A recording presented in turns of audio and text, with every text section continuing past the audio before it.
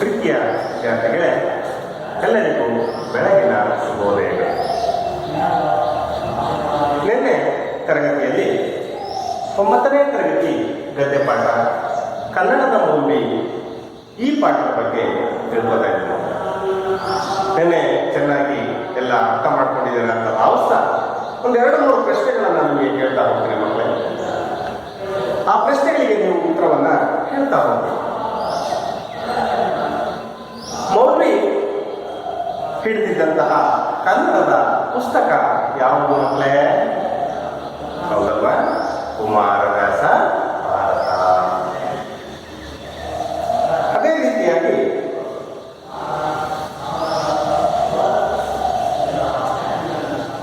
ಕೃಷ್ಣನ ಪಾತ್ರವನ್ನ ನಿರ್ವಹಿಸುತ್ತಿದ್ದಂತಹ ಲೇಖಕರ ಊರಿನ ವ್ಯಕ್ತಿಯ ಹೆಸರೇನು? ಹುಸೇನ್ ಸಾಹಿಗಡ್. ಅದೇ ರೀತಿಯಾಗಿ ಕನ್ನಡ ಮೌಲ್ವಿಯ ವೃತ್ತಿ ಯಾವುದು ಮಕ್ಕಳೇ? ಹೇಳಿ. ಕನ್ನಡ ಉಪಾಧ್ಯಾಯ. ಅದೇ ರೀತಿಯಾಗಿ ಆ ಕನ್ನಡ ಮೌಲ್ವಿಗೆ DVG ಅವರ ಒಂದು ಕೃತಿ ಪೂರ್ತಿ ಬಾಯಿಗೆ ಬರ್ತಿತ್ತು. ಯಾವುದೋ? ಕುಮಾರನ ಸಹಿ. ಚೆನ್ನಾಗಿ ತಿಳ್ಕೊಂಡಿದ್ರಿ ಅಲ್ವ ಮಕ್ಕಳೇ? ಹೀಗೆ ಲೇಖಕರಾಗಿರ್ತಕ್ಕಂತಹ ಗುರೂರು ರಾಮಸ್ವಾಮಿ ಅಯ್ಯಂಗಾರವರು ಬಸ್ನಲ್ಲಿ ಪ್ರಯಾಣ ಮಾಡ್ತಾ ಇದ್ದಂಥ ಸಂದರ್ಭದಲ್ಲಿ ಮೌಲ್ವಿಯನ್ನ ಕಾಣ್ತಾರೆ. ಮೌಲ್ವಿಯ ಜೊತೆಗೆ ಮಾತುಕತೆ ನಡೆಸ್ತಾ ಹೋಗ್ತಾರೆ. ಮಾತುಕತೆ ನಡೆಸ್ತಾ ಹೋಗಿ ಅವರನ್ನ ಒಂದೊಂದೇ ಪ್ರಶ್ನೆಗಳನ್ನ ಕೇಳಿ ಉತ್ತರಗಳನ್ನು ಪಡಿತಾ ಇರ್ತಕ್ಕಂಥ ಸಂದರ್ಭದಲ್ಲಿ ಮೌಲ್ವಿ ಅವರಿಗೆ ಒಂದು ಪ್ರಶ್ನೆಯನ್ನ ಹಾಕ್ತಾರೆ ಮಕ್ಕಳೇ. ಸಾಹೇಬರು ಸ್ವಲ್ಪ ಹೊತ್ತು ಮೌನವಾಗಿದ್ದು, ನಿಮ್ಮ ಊರು ಯಾವುದು ಅಂತ ರಾಮಸ್ವಾಮಿ ಅವರನ್ನ ಕೇಳಿದಾಗ ಹಾಸನ ಹತ್ತಿರದ ಒಂದು ಹಳ್ಳಿ ಅಂತ ಮೌಲ್ವಿಗೆ ಗುರೂರು ರಾಮಸ್ವಾಮಿ ಅವರು ಹೇಳ್ತಾರೆ. ಅವರು ಹೊತ್ತು ಪ್ರಶ್ನೆಯನ್ನು ಮುಂದುವರಿಸಿ, ನಾನು ಹಾಸನಕ್ಕೆ ಹೋಗಿದ್ದೇನೆ, ಅಲ್ಲಿ ನಿಮ್ಮದು ಯಾವ ಹಳ್ಳಿ ಅಂತ ಕೇಳಿದಾಗ ಗುರೂರು ಹೇಳ್ತಾರೆ, ನಮ್ಮೂರು ಹಾಸನ ಜಿಲ್ಲೆಗೆ ಸೇರಿರ್ತಕ್ಕಂತಹ ಗೊರೂರು ಅಂತಕ್ಕಂತಹ ಹಳ್ಳಿ. ನಾನು ಆ ಗೊರೂರು ಕೂಡ ಹೋಗಿದ್ದೀನಿ ಅಂತ ಮೌಲ್ವಿ ಅವರು ಹೇಳಿ, ಗೊರೂರು ರಾಮಸ್ವಾಮಿ ಅಯ್ಯಂಗಾರ್ ಇದಾರಲ್ಲ, ಬಹಳ ಚೆನ್ನಾಗಿ ಕಥೆಗಳನ್ನು ಬರೀತಾರೆ ಅವರು ಅಂತ ಮೌಲ್ವಿ ಹೇಳ್ತಾರೆ. ಆಗ ಗೊರೂರು ಹೇಳ್ತಾರೆ, ಏನು ಗೊರೂರು ಹೋಗಿದ್ರಲ್ಲ, ಆ ಸಂದರ್ಭದಲ್ಲಿ ರಾಮಸ್ವಾಮಿ ಅವರನ್ನ ಸಂಧಿಸಿದ್ರ ಅಂದ್ರೆ ಅವ್ರನ್ನ ಭೇಟಿ ಮಾಡಿದ್ರ, ಅವ್ರನ್ನ ಮಾತನಾಡಿಸಿದ್ರ? ಇಲ್ಲ, ನಾನು ಓದಂತಹ ವೇಳೆ ಇತ್ತಲ್ಲ, ನಾನು ಓದಂತಹ ಸಮಯ ಇತ್ತಲ್ಲ, ಅಥವಾ ನಾನು ಓದಂತಹ ಕಾಲ ಇತ್ತಲ್ಲ, ಆ ಸಂದರ್ಭದಲ್ಲಿ ನಾನಿನ್ನು ಅವರ ಕಥೆಗಳನ್ನ ಓದ್ತಿರ್ಲಿಲ್ಲ. ಆದ್ರೆ ಇತ್ತೀಚೆಗೆ ಓದ್ತಾ ಇದ್ರಿ, ನೋಡಲೇಬೇಕಾಗಿರ್ತಕ್ಕಂತಹ ಮನುಷ್ಯ ಅವರು ನಿಮ್ಮೆದುರಿಗೆ ಬಂದ್ರೆ ಏನ್ ಮಾಡ್ತೀರಾ ಅಂತ ಅದೇ ರಾಮಸ್ವಾಮಿ ಅಯ್ಯಂಗಾರವರು ಮೌಲ್ವಿಗೆ ಪ್ರಶ್ನೆ ಮಾಡ್ತಾರೆ. ಸಾಹೇಬ್ ಹೇಳ್ತಾರೆ, ಮಾಡೋದೇನೋ, ಅತ್ಯಂತ ಸಂತೋಷದಿಂದ ಆಲಿಂಗನ ಮಾಡಿಕೊಳ್ಳುತ್ತೇನೆ ಎಂದರು. ಆಲಿಂಗನ ಅಂದ್ರೆ ಏನು? ನೆನ್ನೆ ಹೇಳಿದೆ ಮಕ್ಕಳೇ, ಅಪ್ಪಿಕೊಳ್ತೀನಿ. ಆಶ್ಚರ್ಯವಾಗಿದೆ. ಈಗ ಮುಂದಿನ ಪ್ಯಾರ ಗಮನಿಸಿ ಮಕ್ಕಳೇ. ನಾನೇ ಆ ಪ್ರಾಣಿ ಎಂದೇ. ನಿಜವಾಗ್ಲೂ ಆ ಮೌಲ್ವಿಗೆ ಎಷ್ಟು ಸಂತೋಷ ಆಗಿರ್ಬೇಕು ಯೋಚನೆ ಮಾಡಿ ನೋಡಿ. ಇವರು ಯಾವ ರೀತಿ ತನ್ನ ಪರಿಚಯ, ನಾನೇ ಪ್ರಾಣಿ ನೋಡಿ. ಮಾನವ ಕೂಡ ಒಂದು ಪ್ರಾಣಿಯನ್ನು ಈ ಒಂದು ವಿಚಾರ. ಆಗ ಮೌಲ್ವಿಯವರು ಏನ್ ಮಾಡ್ತಾರೆ, ಸಾಹೇಬರು ನಿಜವಾಗಿಯೂ ನನ್ನನ್ನು ಆಲಿಂಗಿಸಿಕೊಂಡು ಬಿಟ್ಟರೋ? ತಕ್ಷಣ ಮೌಲ್ವಿ ಮುಂದೆ ಯೋಚನೆ ಮಾಡಲೇ ಇಲ್ಲ, ಅವರನ್ನ ಆಲಿಂಗನ ಮಾಡ್ಕೊಳ್ತಾರೆ. ಆಲಿಂಗನ ಅಂದ್ರೆ ಅಪ್ಪಿಕೊಳ್ತಾರೆ. ಇವತ್ತೇ ಸುದಿನ, ದೇವರ ದಯೆ ನಾವಿಬ್ಬರು ಸೇರಿದೆವು, ಪುನಃ ನಮ್ಮನ್ನು ಸೇರಿಸುವ ಕೃಪೆಯನ್ನು ಆತನು ಮತ್ತಾವ ದಿನ ಮಾಡುತ್ತಾನೇನೋ ಎಂದರು. ಅವರನ್ನ ಅಪ್ಪಿಕೊಂಡು ಈ ರೀತಿ ಮಾತುಗಳನ್ನು ಆಡ್ತಾರೆ ಮಕ್ಕಳೇ ಮೌಲ್ವಿಯವರು. ಇವತ್ತೇ ಸುದಿನ. ಸುದಿನ ಅಂದ್ರೇನೋ? ಒಳ್ಳೆಯ ದಿನ, ಆನಂದದ ದಿನ.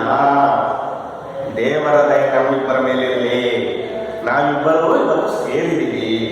ಪುನಃ ಮತ್ತೆ ಯಾವತ್ತು ಸೇರ್ತೀವೋ ಆ ದೇವರ ಕೃಪೆ ಮತ್ತಾವತ್ತು ನಮಗೆ ಸಿಗುತ್ತೋ ಗೊತ್ತಿಲ್ಲ ಅಂತ ಹೇಳಿ ಮುಂದುವರಿಸ್ತಾರೆ ಮಕ್ಕಳೇ.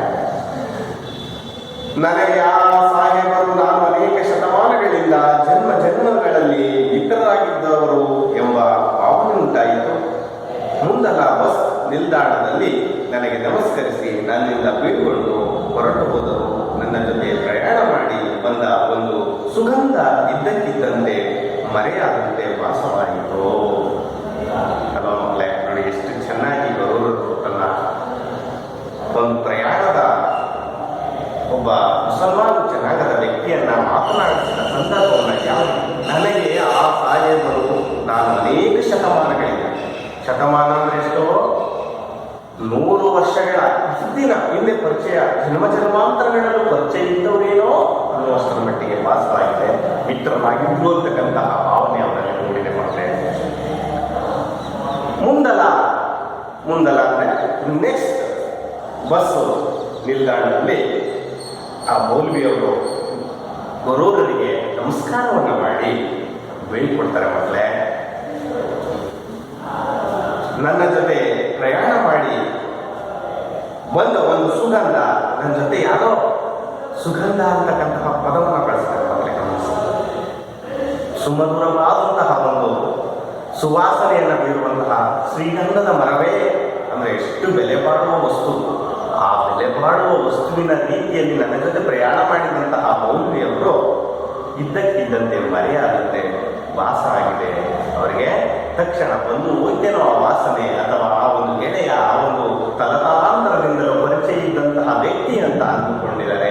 ಆ ವ್ಯಕ್ತಿ ಮುಂದಿನ ನಿಲ್ದಾಣದಲ್ಲಿ ಇಳಿದು ಅವರ ಹೋಗ್ಬೇಕಾಗಿರ್ತಕ್ಕಂತಹ ಅಥವಾ ತಲುಪಬೇಕಾಗಿರ್ತಕ್ಕಂತಹ ಸ್ಥಳವನ್ನ ತಲುಪಿದ್ದಾರೆ.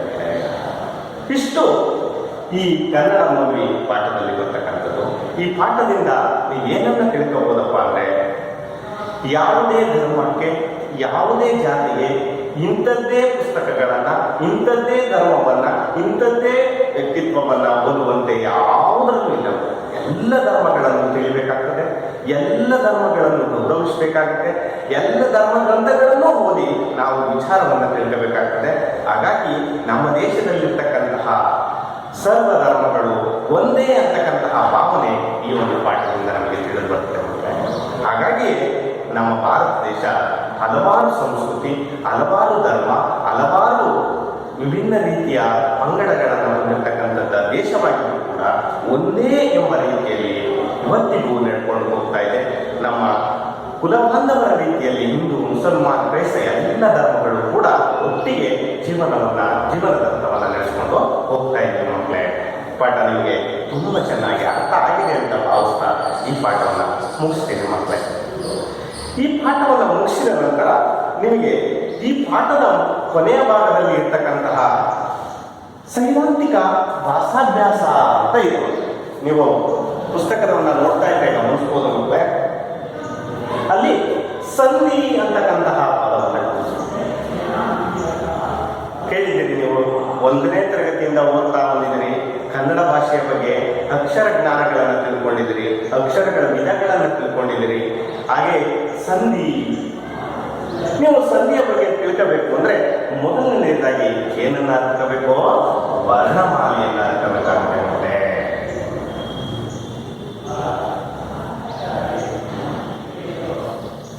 ವರ್ಣಮಾಲೆ, ವರ್ಣ ಅಂದ್ರೆ ಏನು?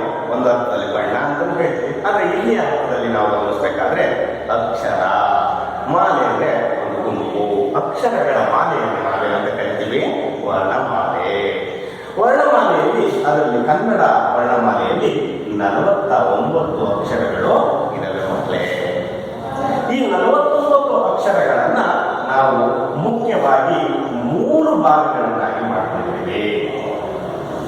ಒಂದು ಸ್ವರಗಳು, ಎರಡನೇದು ವ್ಯಂಜನಗಳು, ಮೂರನೇದು ಯೋಗವಾಹಗಳು,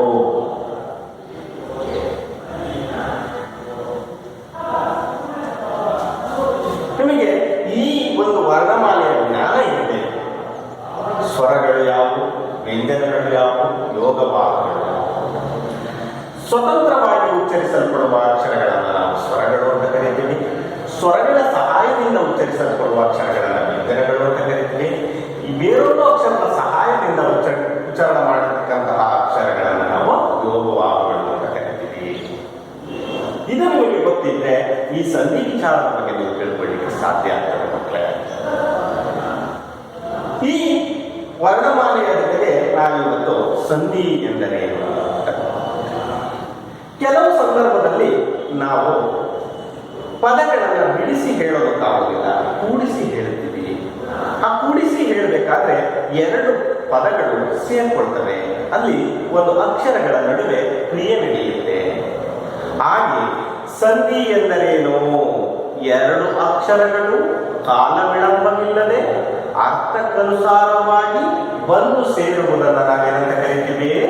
ಸಂಧಿ. ಅರ್ಥ ಆಗ್ತಾ ಇದೆ ಮಕ್ಕಳೇ? ಗಮನಿಸಿ, ಎರಡು ಅಕ್ಷರಗಳು ಕಾಲ ವಿಳಂಬವಿಲ್ಲದೆ ಅರ್ಥಕ್ಕನುಸಾರವಾಗಿ ಬಂದು ಸೇರುವುದನ್ನು ನಾವೇನಂತ ಕರಿತೀವಿ? ಸಂಧಿ ಅಂತ ಕರಿತೀವಿ. ಸಂಧಿಗಳಲ್ಲಿ ನಾವು ಎರಡು ವಿಧಗಳನ್ನು ಕಾಣಬಹುದು ಮಕ್ಕಳೇ. ಒಂದು ಕನ್ನಡ ಸಂಧಿ, ಎರಡನೆಯದು ಸಂಸ್ಕೃತ ಸಂಧಿ. ಸಂಧಿಗಳಲ್ಲಿ ಎಷ್ಟು ವಿಧ? ಗಡ್ ಎಷ್ಟು ವಿಧ? ಎರಡು ವಿಧ ಮಕ್ಕಳೇ. ಒಂದು ಕನ್ನಡ ಸಂಧಿ, ಎರಡನೇದು ಸಂಸ್ಕೃತ ಸಂಧಿ. ಇವತ್ತು ಮಕ್ಕಳೇ ನಾವು ಕನ್ನಡ ಸಂಧಿಗಳಲ್ಲಿ ಇರ್ತಕ್ಕಂತಹ ವಿಧಗಳು, ಅವುಗಳ ಉದಾಹರಣೆಗಳನ್ನ ತಿಳ್ಕೊಳ್ಳೋಣ ಮಕ್ಕಳೇ. ಕನ್ನಡ ಸಂಧಿಗಳನ್ನ ನಾವು ಗಮನಿಸೋದಾದ್ರೆ ಅದರಲ್ಲಿ ಮೂರು ವಿಧ ಇದೆ ಮಕ್ಕಳೇ. ಮೊದಲನೇದು ಲೋಪ ಸಂಧಿ, ಎರಡನೇದು ಆಗಮ ಸಂಧಿ, ಮೂರನೇದು ಆದೇಶ ಸಂಧಿ. ಕನ್ನಡ ಸಂಧಿಗಳಲ್ಲಿ ಎಷ್ಟು ವಿಧ ಮಕ್ಕಳೇ? ಮೂರು ವಿಧ. ಮೂರು ವಿಧ ಯಾವ್ಯಾವ? ಲೋಪ ಸಂಧಿ, ಆಗಮ ಸಂಧಿ, ಆದೇಶ ಸಂಧಿ. ಅರ್ಥ ಆಗ್ತಾ ಇದೆ ಅಲ್ವಾ? ನಿಧಾನವಾಗಿ ಒಂದು ಪದವನ್ನು ಬಿಡಿಸಿ ನಿಮಗೆ ಆ ಒಂದು ಕ್ರಿಯೆಯನ್ನು ತಿಳಿಸಿ ಅದರ ವಿವರಣೆಯನ್ನು ನಿಧಾನವಾಗಿ ಹೇಳ್ತಾ ಹೋಗ್ತೀನಿ ಮಕ್ಕಳೇ. ನೀವು ಪೆನ್ನು ಪುಸ್ತಕ ತಗೊಂಡು ಬರೆದುಕೊಂಡು ಅದಕ್ಕೆ ಉದಾಹರಣೆಗಳನ್ನು ಕೂಡ ನೀವು ಹುಡುಕಿ ಬರೆದುಕೊಂಡು ಬಿಡಿಸಿ ಬರೆಯೋದನ್ನ ನೀವು ಅಭ್ಯಾಸ ಮಾಡ್ಕೋಬೇಕು ಮಕ್ಕಳೇ. ಇವತ್ತು ಕನ್ನಡ ಸಂಧಿಯಲ್ಲಿ ಇರ್ತಕ್ಕಂತಹ ಮೂರು ಸಂಧಿಗಳಾಗಿರ್ತಕ್ಕಂತಹ ಲೋಪ ಸಂಧಿ, ಆಗಮ ಸಂಧಿ, ಆದೇಶ ಸಂಧಿಯ ಬಗ್ಗೆ ತಿಳ್ಕೊಳ್ಳೋಣ. ಅದರಲ್ಲಿ ಮೊದಲನೆಯದಾಗಿರ್ತಕ್ಕಂತಹ ಸಂಧಿ ಯಾವುದು? ಲೋಪ ಸಂಧಿ. ಲೋಪ ಸಂಧಿಯ ಒಂದು ಪದವನ್ನು ನಾನು ಬಿಡಿಸ್ತೀನಿ ಮಕ್ಕಳೇ. ಅದೇ ರೀತಿ ಬಹಳಷ್ಟು ಪದಗಳು ಇದ್ದಾವೆ, ಅವುಗಳನ್ನೆಲ್ಲವನ್ನ ಬಿಡಿಸಿ ಬರೆಯೋದು, ಅವುಗಳನ್ನ ಯಾವ ಕ್ರಿಯೆ ನಡೆದಿದೆ ಅಂತಕ್ಕಂಥದ್ದನ್ನ ನೀವು ಕೂಡ ಅರ್ಥಬೇಕಾಗ್ತದೆ ಮಕ್ಕಳೇ. ಒಂದು ಪದವನ್ನು ಬಿಡಿಸಿ ಆನಂತರ ವಿವರಣೆಯನ್ನ ನಾನು ನಿಮಗೆ ಹೇಳ್ತಾ ಹೋಗ್ತೀನಿ, ಅದನ್ನು ನೀವು ಗಮನಿಸಿ. ಇಲ್ಲಿ ನೋಡಿ, ಒಂದು ಉದಾಹರಣೆ ನಿಮಗೆ ಕೊಟ್ಟಿದ್ದಾರೆ. ತುಪ್ಪಳದಂತೆ. ನಿಧಾನವಾಗಿ ಬಿಡಿಸಿ ಮಕ್ಕಳೇ ಇದನ್ನ.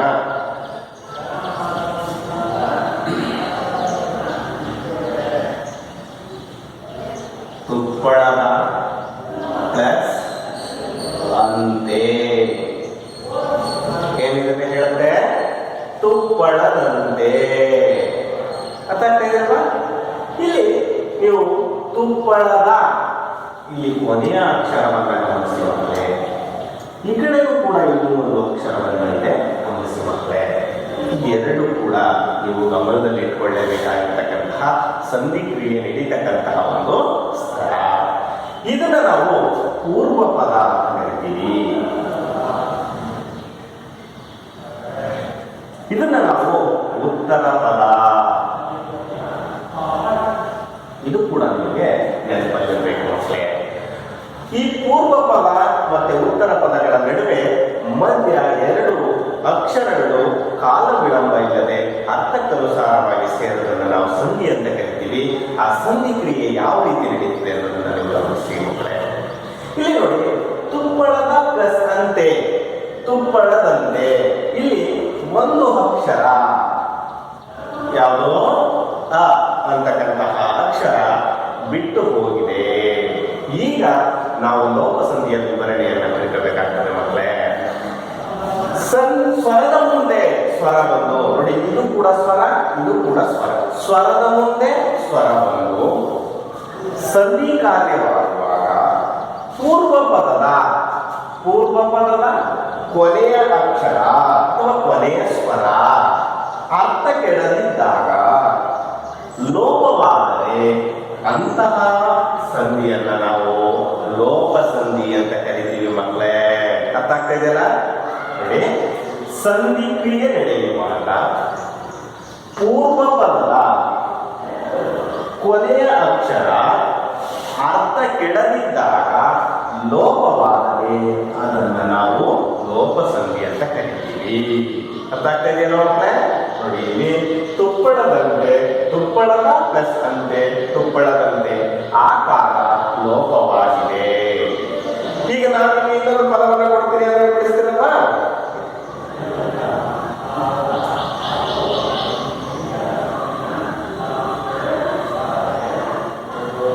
ಇಲ್ಲಿ ನೋಡಿ, ಅಲ್ಲಿದ್ದೇನೆ.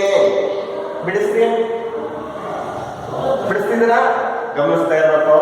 ನಾನು ಬರೆದಂತಹ ಪದವನ್ನು ನೀವು ಬಿಡಿಸ್ಬೇಕಾಗ್ತದೆ. ಬಿಡಿಸಿ ಬರೀರಿ. ಬಸಿ ಎಲ್ಲ ಬಿಡಿಸಿದ್ರಿ ಅಂತ ಅನ್ಕೋತೀನಿ. ಅಲ್ಲಿ ಪ್ಲಸ್ ಇದ್ದೇನೆ, ಅಲ್ಲಿದ್ದೇನೆ.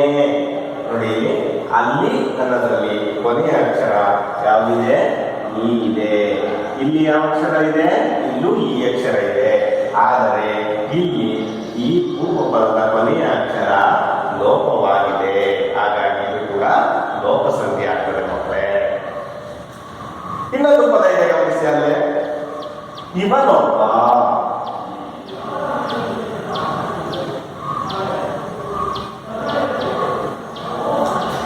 ಇದನ್ನು ಬಿಡಿಸಿದಾಗ ಏನಾಗುತ್ತಪ್ಪ ಅಂದ್ರೆ ಇವನು ಪ್ಲಸ್ ಒಬ್ಬ. ಇವನೊಬ್ಬ. ಇಲ್ಲಿ ಇವನು ಅಂತಕ್ಕಂತಹ ಪದದಲ್ಲಿ ಪೂರ್ವ ಪದದಲ್ಲಿ ಊಕಾರ ಇದೆ, ಒಬ್ಬ ಅನ್ನೋ ಒಂದರಲ್ಲಿ ಓಕಾರ ಇದೆ. ಈ ಪದದಲ್ಲಿ ಈ ಊ ಅಕ್ಷರ ಲೋಪವಾಗಿದೆ. ಹಾಗಾಗಿ ಈ ಪದ ಯಾವ ಸಂಧಿಗೆ ಉದಾಹರಣೆ ಆಗ್ತದೆ? ಲೋಪ ಸಂಧಿಗೆ ಉದಾಹರಣೆ ಆಗ್ತದೆ ಮಕ್ಕಳೇ. ಅರ್ಥ ಆಯ್ತು? ಲೋಪ ಸಂಧಿ. ನೀವು ನಾಳೆ ಇವತ್ತು ಈ ಸಂಧಿಗಳಿಗೆ ಉದಾಹರಣೆಗಳನ್ನು ನೀವು ಹುಡುಕಿ ಆ ಪದಗಳನ್ನು ಬಿಡಿಸಿ ಉದಾಹರಣೆಗಳನ್ನು ದೃಢೀಕರಣ ಮಾಡಿ ನಿಮ್ಮ ಶಿಕ್ಷಕರಿಗೆ ತೋರಿಸ್ಬೇಕಾಗ್ತದೆ ಮಕ್ಕಳೇ. ಇದನ್ನ ಗಮನದಲ್ಲಿಟ್ಕೊಂಡು ಕೇಳಿಸ್ಕೊಳ್ರಿ. ಎರಡನೆಯ ಸಂಧಿ ಕನ್ನಡ ಸಂಧಿಯಲ್ಲಿ ಆಗಿತ್ತು. ಎರಡನೆಯ ಯಾವುದು? ಆಗಮ ಸಂಧಿ. ಎರಡನೇ ಸಂಧಿ ಯಾವುದು? ಆಗಮ ಸಂಧಿ. ಒಂದು ಉದಾಹರಣೆಯನ್ನು ಫಸ್ಟ್ ಬಿಡಿಸ್ತೀರಿ ಮಕ್ಕಳೇ. ಆ ಉದಾಹರಣೆಯನ್ನು ಬಿಡಿಸಾದ್ಮೇಲೆ ನೀವು ಅಲ್ಲಿ ಯಾವ ಸಂಧಿ ಕ್ರಿಯೆ ನಡೆದಿದೆ ಅನ್ನೋದನ್ನ ಗಮನಿಸಿ ಆ ನಂತರದಲ್ಲಿ ಅದರ ವಿವರಣೆಯನ್ನು ಹೇಳ್ತೀನಿ. ಇಲ್ಲಿ ಒಂದು ಪದ ಇದೆ ನೋಡಿ, ಹಳ್ಳಿಯಲ್ಲಿ.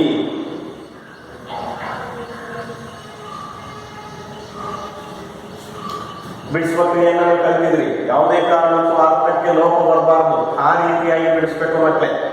ನೋಡಿ, ಗಮನಿಸಿ. ಹಳ್ಳಿ ಪ್ಲಸ್ ಅಲ್ಲಿ. ಗಮನಿಸಿದ್ರ ಒಂದು ವಿಭಿನ್ನತೆ ಇದೆ ಅಲ್ವಾ?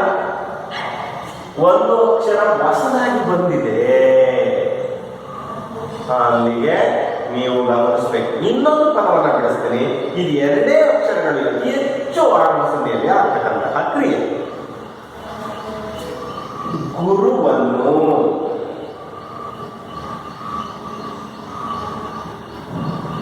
ಗುರು ಪ್ಲಸ್ ಅನ್ನು, ಗುರುವನ್ನು.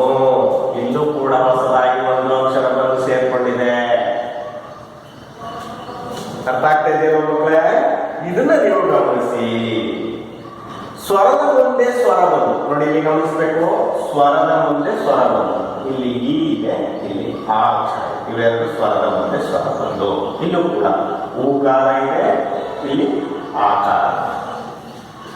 ಸ್ವರದ ಮುಂದೆ ಸ್ವರ ಬಂದು ಸಂಧಿಯಾಗುವಾಗ ಪೂರ್ವ ಪದದ ಕೊನೆಯ ಸ್ವರ ಉತ್ತರ ಪದದ ಮೊದಲ ಸ್ವರಗಳ ಮಧ್ಯದಲ್ಲಿ, ಇವೆರಡು ಅಕ್ಷರಗಳ ಮಧ್ಯದಲ್ಲಿ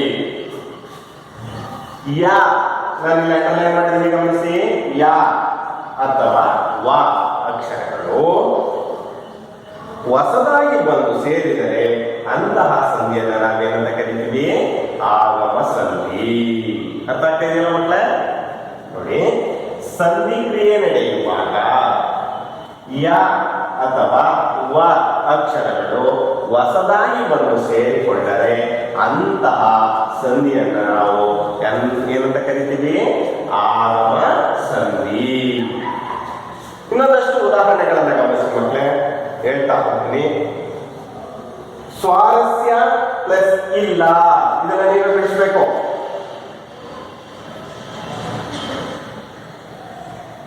ಸ್ವಾರಸ್ಯವಿಲ್ಲ. ಇನ್ನೊಂದಷ್ಟು ಉದಾಹರಣೆಗಳನ್ನ ನೀವು ಬಿಡಿಸುವ ಕ್ರಿಯೆಯಿಂದ ಆ ಅಭ್ಯಾಸವನ್ನ ಮಾಡ್ತಾ ಹೋದ್ರೆ ಸುಲಭವಾಗಿ ಆಗಮ ಸಂಧಿ ಬರುತ್ತೆ ಮಕ್ಕಳೇ. ಹಾಗಾಗಿ ಸ್ವಾರಸ್ಯ ಪ್ಲಸ್ ಇಲ್ಲ, ಸ್ವಾರಸ್ಯವಿಲ್ಲ. ಇಲ್ಲೂ ಕೂಡ ಯಾವ ಅಕ್ಷರ ಹೊಸದಾಗಿ ಬಂದಿದೆ? ವಾ. ಇಲ್ಲಿ ಆಗಮ ಸಂಧಿಯಲ್ಲಿ ಎರಡು ರೀತಿಯ ಆಗಮ ಸಂಧಿ ಅಂತ ಕೂಡ ಕರಿತೀವಿ ಮಕ್ಕಳೇ. ಯಕಾರಾಗಮ ಅಥವಾ ವಾಕಾರಾಗಮ. ಯಾಕಾರ ಹೊಸದಾಗಿ ಬಂದ್ರೆ ಅದನ್ನ ಯಕಾರಾಗಮ ಎಂತಲೂ, ವಾಕಾರ ಹೊಸದಾಗಿ ಬಂದ್ರೆ ವಕಾರಾಗಮ ಎಂತಲೂ ಆಗಮ ಸಂಧಿಯಲ್ಲಿ ಎರಡು ರೀತಿ. ಅಂದ್ರೆ ಹೊಸದಾಗಿ ಬರ್ತಕ್ಕಂಥ ಅಕ್ಷರಗಳು ಎರಡೇ, ಯಾ ಬರ್ಬೋದು ಅಥವಾ ವಾ ಬರ್ಬೋದು. ಹಾಗಾಗಿ ಆಗಮ ಸಂಧಿ ಅಂದ್ರೆ ಇಷ್ಟೇ ಮಕ್ಕಳೇ, ಸಂಧಿ ಕ್ರಿಯೆ ನಡೆಯುವಾಗ ಹೊಸದಾಗಿ ಯ ಅಥವಾ ವಾಕಾರಗಳು ಬಂದರೆ ಅದನ್ನ ನಾವು ಆಗಮ ಸಂಧಿ ಅಂತ ಕರಿತೀವಿ. ಅರ್ಥ ಆಯ್ತಾ ಇದೆಯಲ್ಲ ಮಕ್ಕಳೇ? ಇನ್ನ ಮೂರನೆಯ ಸಂಧಿ ಯಾವುದು? ಆದೇಶ ಸಂಧಿ. ಇಲ್ಲಿ ಒಂದು ಸ್ವಲ್ಪ ಕ್ರಮಬದ್ಧವಾಗಿ ನೀವು ತಿಳ್ಕೋಬೇಕಾಗ್ತದೆ ಮಕ್ಕಳೇ. ಒಂದು ಉದಾಹರಣೆಯನ್ನ ನಿಮಗೆ ಬರೀತೀನಿ, ಅದರ ವಿವರಣೆಯನ್ನ ಆ ನಂತರ ಹೇಳ್ತೀನಿ, ಸರಿಯಾಗಿ ಆಲಿಸ್ಕೊಳ್ರಿ ಮಕ್ಕಳೇ. ಇಲ್ಲಿ ಒಂದು ಉದಾಹರಣೆ, ತುದಿಗಾಲಲ್ಲಿ. ಇದನ್ನ ಬಿಡಿಸಿ ಬರೆದಾಗ ತುದಿ ಪ್ಲಸ್ ಕಾಲಲ್ಲಿ ಏನಾಗ್ತದೆ? ಇದರ್ಥ ತುದಿಗಾಲಲ್ಲಿ. ಇಲ್ಲಿ ನಿಮಗೆ ಕ್ರಿಯೆ ನಡೆದಿರ್ತಕ್ಕಂಥದ್ದು ನೋಡ್ರಿ, ಗಮನಿಸಿ. ಖಾಕಾರಕ್ಕೆ ಗಾಕಾರ ಆದೇಶವಾಗಿ ಬಂದಿದೆ. ಗೊತ್ತಾಗ್ತಿದೆಯಾ? ಇದರ ವಿವರಣೆಯನ್ನ ಒಂದ್ಸಲ ಹೇಳ್ತೀನಿ, ಗಮನಿಸಿ ಮಕ್ಕಳೇ. ಕ ತ ಪ ಅಕ್ಷರಗಳಿಗೆ ಕ್ರಮವಾಗಿ ಗ ದ ಬ ಅಕ್ಷರಗಳು ಆದೇಶವಾಗಿ ಬರುವುದನ್ನು ನಾವೇನಂತ ಕರಿತೀವಿ? ಆದೇಶ ಸಂಧಿ. ಇದು ಗಮನದಲ್ಲಿ ಇಟ್ಕೊಂಡ್ರೆ ಮಕ್ಕಳೇ. ಕ ತ ಪ ಅಕ್ಷರಗಳಿಗೆ ಗ ದ ಭ ಅಕ್ಷರಗಳು ಕ್ರಮವಾಗಿ ಬರಬೇಕು. ಕಾಗೆ ಗಾನೆ ಬರಬೇಕು, ತಾಗೆ ದಾನೆ ಬರಬೇಕು, ಪಾಗೆ ಬಾನೆ ಬರಬೇಕು ಮಕ್ಕಳೇ. ಕ ತ ಪಗಳಿಗೆ ಗ ದ ಪಗಳು ಆದೇಶವಾಗಿ ಬರುವುದನ್ನ ನಾವೇನಂತ ಕರಿತೀವಿ? ಆದೇಶ ಸಂಧಿ. ಇಲ್ಲಿ ನಿಮಗೆ ಬಿಡಿಸಿರ್ತಕ್ಕಂತಹ ಒಂದು ಉದಾಹರಣೆಯಲ್ಲಿ ಕಕಾರಕ್ಕೆ ಗಕಾರ ಆದೇಶವಾಗಿ ಬಂದಿದೆ. ಗೊತ್ತಾಗ್ತಿದ್ಯಾ? ಇದು ಒಂದು ವಿವರಣೆ ಆದ್ರೆ ಇನ್ನೂ ಒಂದಿದೆ ಮಕ್ಕಳೇ, ಅದು ಕೂಡ ಆದೇಶ ಸಂಧಿ ಆಗ್ಲಿಕ್ಕೆ ಇರ್ತಕ್ಕಂತಹ ಭಿನ್ನತೆ. ಕೆಲವೊಮ್ಮೆ ಉತ್ತರ ಪದದ ಆದಿಯಲ್ಲಿ, ಉತ್ತರ ಪದ ಅಂತ ನಿಮಗೆ ಗೊತ್ತಿದೆ, ಈ ಪದವನ್ನು ನಾವು ಉತ್ತರ ಪದ ಅಂತ ಕರಿತೀವಿ. ಪೂರ್ವ ಪದ ಉತ್ತರ ಪದ ಅಲ್ವಾ? ಈ ಪೂರ್ವ ಪದ ಉತ್ತರ ಪದ. ಇಲ್ಲಿ ಗಮನಿಸ್ತಾ ಹೋಗಿ, ಕೆಲವೊಮ್ಮೆ ಉತ್ತರ ಪದದ ಆದಿ, ಆದಿ ಅಂದ್ರೆ ಮೊದಲನೇ, ಇಲ್ಲಿ ಗಮನಿಸ್ತಾ ಇದ್ರಲ್ವಾ? ಉತ್ತರ ಪದದ ಆದಿ ಅಂದ್ರೆ ಮೊದಲನೇ ಅಕ್ಷರ. ಇಲ್ಲಿ ಪ ಬ ಮ ಈ ಅಕ್ಷರಗಳು ಬರ್ತವೆ. ಪ ಬ ಮ ಬೆಂದಗಳಿಗೆ ಒಂದೇ ಒಂದು ಹೊಸ ಅಕ್ಷರ ವ. ಈ ಅಕ್ಷರ ಕೂಡ ಆದೇಶವಾಗಿ ಬಂದ್ರೆ ಅಂತಹ ಸಂಧಿಗಳನ್ನು ಕೂಡ ನಾವೇನಂತ ಕರಿತೀವಿ? ಆದೇಶ ಸಂಧಿ. ಇದರಲ್ಲಿ ಎರಡು ರೀತಿಯಾಗಿ ಆದೇಶ ಸಂಧಿಗಳಾಗುತ್ತೆ. ಒಂದು ಕ ತ ಪಗಳಿಗೆ ಗ ದ ಬಗಳು ಆದೇಶವಾಗಿ ಬರುವುದನ್ನ ಆದೇಶ ಸಂಧಿ ಅಂತ ಕೂಡ ಕರಿತೀವಿ. ಪ ಬ ಮಗಳಿಗೆ ವ ಆದೇಶವಾಗಿ ಬಂದರೂ ಕೂಡ ಅಂತಹ ಸಂಧಿಗಳನ್ನು ಕೂಡ ನಾವೇನಂತ ಕರಿತೀವಿ? ಆದೇಶ ಸಂಧಿ. ಎರಡು ರೀತಿಯಲ್ಲಿ ಆಗ್ತದೆ. ಉದಾಹರಣೆಗಳನ್ನ ನಾನು ಒಂದೆರಡನ್ನ ಹೇಳ್ತಾ ಹೋಗ್ತೀನಿ.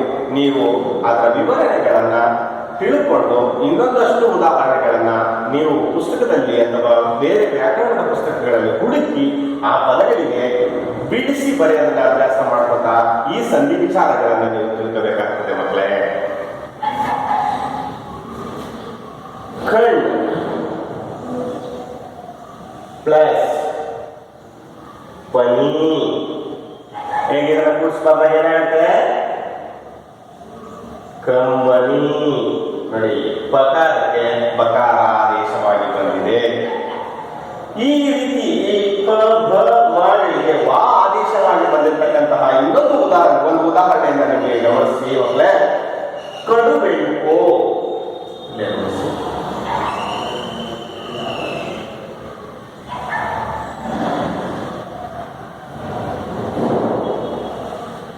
ಇದನ್ನ ಬಿಡಿಸಿ ಬರೆದಾಗ ಹೇಗಾಗುತ್ತೆ ಅಂತ ಅಂದ್ರೆ ಕಡು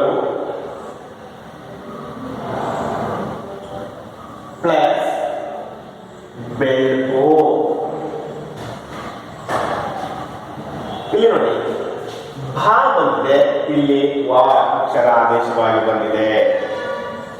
ಪ ಬ ಮಗಳಿಗೆ ವ ಆದೇಶವಾಗಿ ಬಂದು ಕೂಡ ಇಂತಹ ಸಂಧಿಗಳನ್ನ ನಾವು ಏನಂತ ಕರಿತೀವಿ?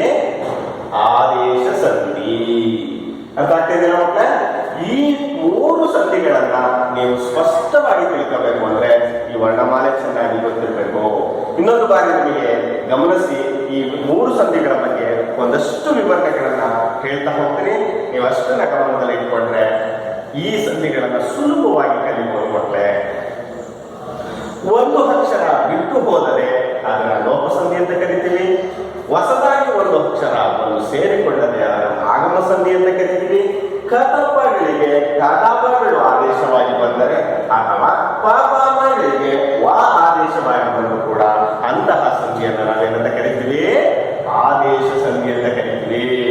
ಇಷ್ಟು ವಿವರಣೆಯನ್ನ ನೀವು ಚೆನ್ನಾಗಿ ತಿಳ್ಕೊಂಡ್ರೆ ಮಕ್ಕಳೇ, ಕನ್ನಡ ಸಂಧಿಗಳು ನಿಮಗೆ ಯಾವತ್ತಿಗೂ ಅಳಿಸಿ ಹೋಗದ ಹಾಗೆ ನಿಮ್ಮ ಮನದಲ್ಲಿ ಉಳ್ಕೊಳ್ತವೆ.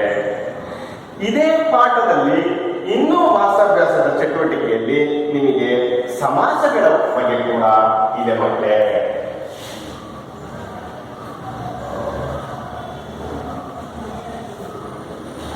ಈ ಸಮಾಸವನ್ನು ಕೂಡ ನೀವು ತಿಳ್ಕೋಬೇಕಾಗ್ತದೆ ಮಕ್ಕಳೇ. ಸಮಾಸ ಎಂದರೇನು? ಎರಡು ಅಥವಾ ಎರಡಕ್ಕಿಂತ ಹೆಚ್ಚು ಪದಗಳು ಅರ್ಥಕ್ಕನುಸಾರವಾಗಿ ಬಂದು ಸೇರುವುದನ್ನ ನಾವೇನಂತ ಕರಿತೀವಿ? ಸಮಾಸ ಏನಂತ ಕರಿತೀವಿ? ಸಮಾಸ.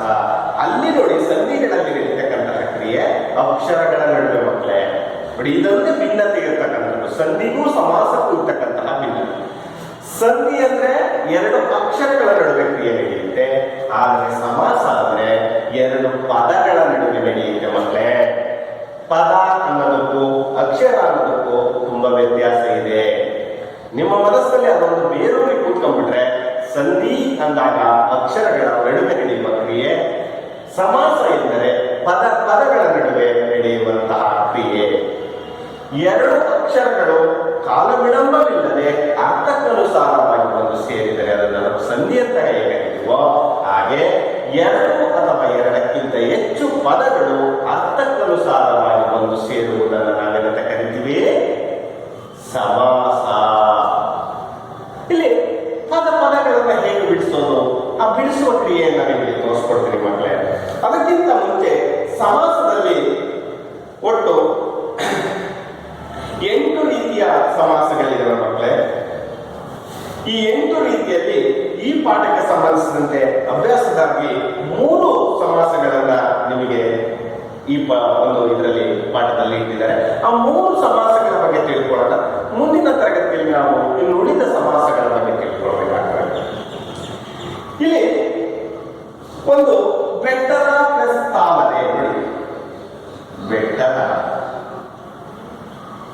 ಪ್ಲಸ್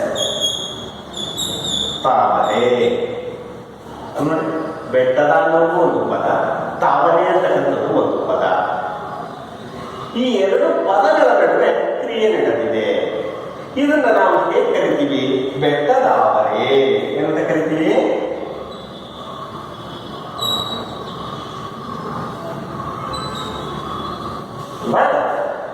ಹೀಗೆ ಎರಡು ಅಥವಾ ಎರಡಕ್ಕಿಂತ ಹೆಚ್ಚು ಪದಗಳು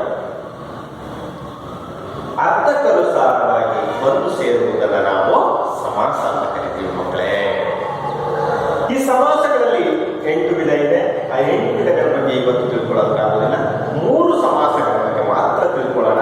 ಆ 3 ಸಮಾಸಗಳಲ್ಲಿ ಮೊದಲನೆಯದು ಯಾವುದಪ್ಪ ಅಂದ್ರೆ ತತ್ಪುರುಷ ಸಮಾಸ.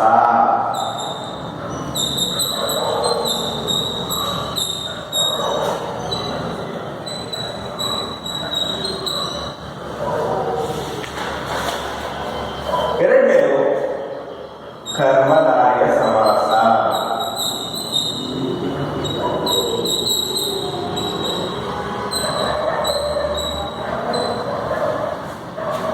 ಮೂರನೇದು ದ್ವಿಗು ಸಮಾಸ.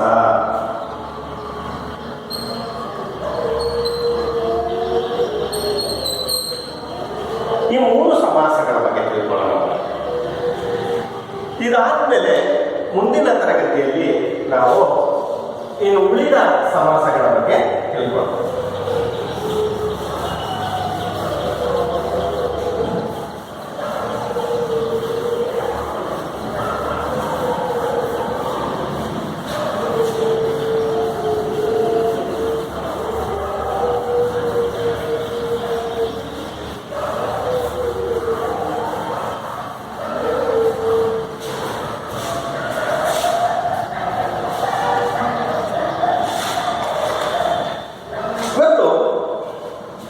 ಮೊದಲನೆಯ ಸಮಾಸ. ಅದಕ್ಕಿಂತ ಮುಂಚೆ ಈ ಸಂಧಿ ಸಮಾಸ ಪದಗಳನ್ನು ಬಿಡಿಸಿ ಹೇಳುವ ಕ್ರಿಯೆಗೆ ಒಂದು ಪದವನ್ನು ಬಳಸ್ತೀವಿ, ವಿಗ್ರಹ ವಾಕ್ಯ. ನಿಮಗೆ ಪ್ರಶ್ನೆ ಕೇಳ್ತಾರೆ ಮಕ್ಕಳೇ, ಇದನ್ನ ವಿಗ್ರಹ ವಾಕ್ಯ ಎಂದರೇನು? ಸಮಾಸ ಪದಗಳನ್ನ ಬಿಡಿಸಿ ಹೇಳುವ ಕ್ರಿಯೆಗೆ ಏನನ್ನ ಕರಿತೀವಿ? ವಿಗ್ರಹ ವಾಕ್ಯ. ಇದು ಕೂಡ ನಮಗೆ ಚೆನ್ನಾಗಿ ಕಲಿಬೇಕು. ಇಲ್ಲೂ ಕೂಡ ನಾವು ಇದು ಪೂರ್ವ ಪದ, ಇದು ಉತ್ತರ ಪದ ಅಂತ ಗಮನಿಸ್ತೀವಿ.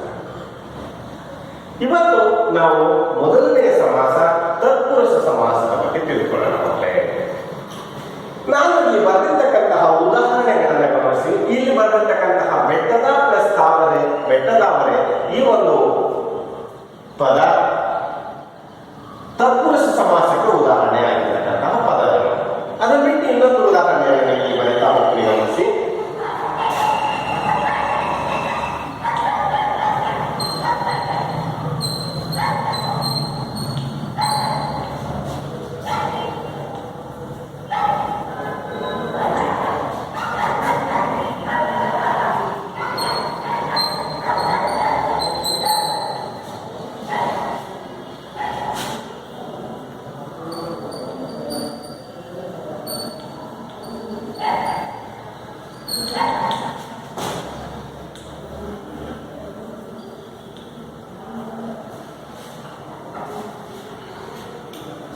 ಸುಲಭವಾಗಿರ್ತಕ್ಕಂತಹ ಸಮಾಸ ಸರಿಯಾಗಿ ಗಮನಿಸಿ. ನೋಡಿ, ಸಂಧಿಕ್ರಿಯೆ ಹೇಗೆ ನಡೆದಿದೆ, ಇದರಲ್ಲಿ ಯಾವುದು, ಇದಕ್ಕೆ ತಿಳ್ಕೋಬೇಕು ಅಂದ್ರೆ ನೀವು ನಾಮಪದಗಳು ಚೆನ್ನಾಗಿ ಕಲಿಯಬೇಕು ಮಕ್ಕಳೇ. ವಿಭಕ್ತಿ ಪ್ರತ್ಯಯಗಳು, ಲಿಂಗ, ವಚನ ಎಲ್ಲದರ ಬಗ್ಗೆ ಅರಿವಿರಬೇಕು. ಇದು ನಿಮಗೆ 5ನೇ ತರಗತಿ, 6ನೇ ತರಗತಿ, 7ನೇ, 8 ಎಲ್ಲ ತರಗತಿಯಲ್ಲೂ ತಿಳ್ಕೊಂಡಿರ್ತೀರಿ. ಆದ್ರೂ ಕೂಡ ಈ ಒಂದು ವಿವರಣೆಯನ್ನು ಹೇಳ್ತಾ ಹೋಗ್ತೀವಿ. ಎರಡು ನಾಮಪದಗಳು ಸೇರಿ ಸಮಾಸವಾಗುವಾಗ ಉತ್ತರ ಪದದ ಅರ್ಥ ಪ್ರಧಾನವಾಗಿದ್ದರೆ ಅಂತಹ ಸಮಾಸವನ್ನು ನಾವು ತತ್ಪುರುಷ ಸಮಾಸ ಅಂತ ಕರಿತೀವಿ. ಗಮನಿಸಿದ್ರಲ್ಲ ಮಕ್ಕಳೇ, ಎರಡು ನಾಮಪದಗಳು ಸೇರಿ ನೋಡಿ, ತಲೆಯಲ್ಲಿ ಅಂತಕ್ಕಂಥದ್ದು ಒಂದು ನಾಮಪದ, ನೋವು ಅಂತಕ್ಕಂಥದ್ದು ಇನ್ನೊಂದು ನಾಮಪದ. ಎರಡು ನಾಮಪದಗಳು ಸೇರಿ ಸಮಾಸವಾಗುವಾಗ ಉತ್ತರ ಉತ್ತರ ಪದಾರ್ಥ ಪ್ರಧಾನವಾಗಿದ್ದರೆ ಅಂತಹ ಸಮಾಸವನ್ನು ನಾವೇನಂತ ಕರೀತೀವಿ? ತತ್ಪುರುಷ ಸಮಾಸ. ಇಲ್ಲಿ ನೋಡಿ, ಕುರುಡ ಅಂತಕ್ಕಂಥದ್ದು ಪ್ರಧಾನವಾಗಿದೆ, ನೋವು ಅಂತಕ್ಕಂಥದ್ದು ಪ್ರಧಾನವಾಗಿದೆ, ತಾವರೆ ಅಂತಕ್ಕಂಥದ್ದು ಕೂಡ ಪ್ರಧಾನವಾಗಿದೆ ಮಕ್ಕಳೇ. ಹೀಗೆ ಎರಡು ನಾಮಪದಗಳು ಸೇರಿ ಸಮಾಸವಾಗುವಾಗ ಉತ್ತರ ಪದದ ಅರ್ಥ ಪ್ರಧಾನವಾಗಿದ್ರೆ ನಾವು ಯಾವ ಸಮಾಸ ಅಂತ ಕರಿತೀವಿ? ತತ್ಪುರುಷ ಸಮಾಸ. ಎರಡನೆಯ ಸಮಾಸ ಯಾವಪ್ಪ ಅಂದ್ರೆ ಕರ್ಮಧಾರಯ ಸಮಾಸ. ಗಮನಿಸೋಣ. ಇಲ್ಲಿ ಒಂದೆರಡು ಉದಾಹರಣೆಗಳನ್ನ ನಿಮಗೆ ಬರೀತಾ ಹೋಗ್ತೀನಿ. ಅದನ್ನ ಭಿನ್ನತೆಯನ್ನ ಗಮನಿಸಿ ಆಮೇಲೆ ಕರ್ಮಧಾರಯ ಸಮಾಸದ ವಿವರಣೆಯನ್ನು ನಾನು ನಿಮಗೆ ಹೇಳ್ತೇನೆ. ಹಿಡಿದು ಪ್ಲಸ್ ಜೇನು, ಹೆಜ್ಜೇನು, ಹೊಸದು ಪ್ಲಸ್ ಕನ್ನಡ, ಹೊಸ ಕನ್ನಡ, ದಿವ್ಯವಾದ ಪ್ಲಸ್ ಪ್ರಕಾಶ, ದಿವ್ಯ ಪ್ರಕಾಶ.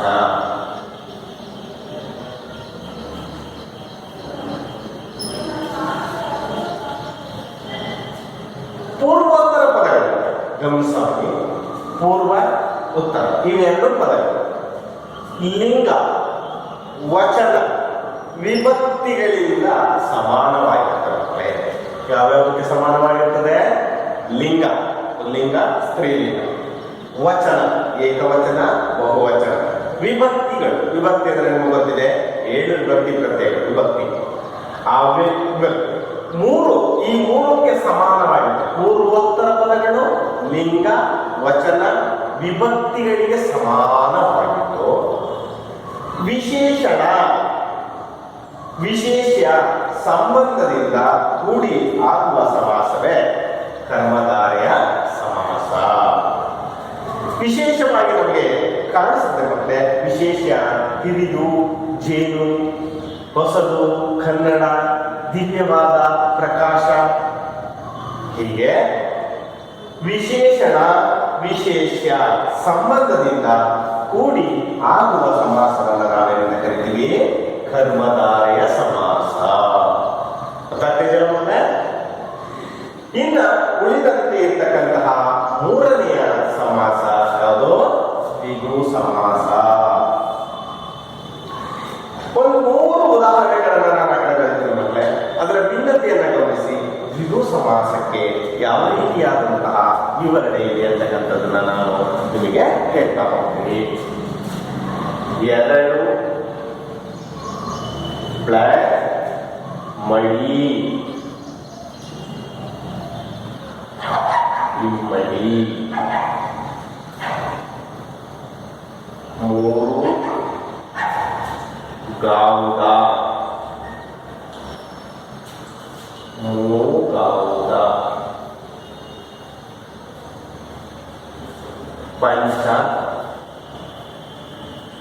ಪ್ಲಸ್ ಇಂದ್ರಿಯ. 5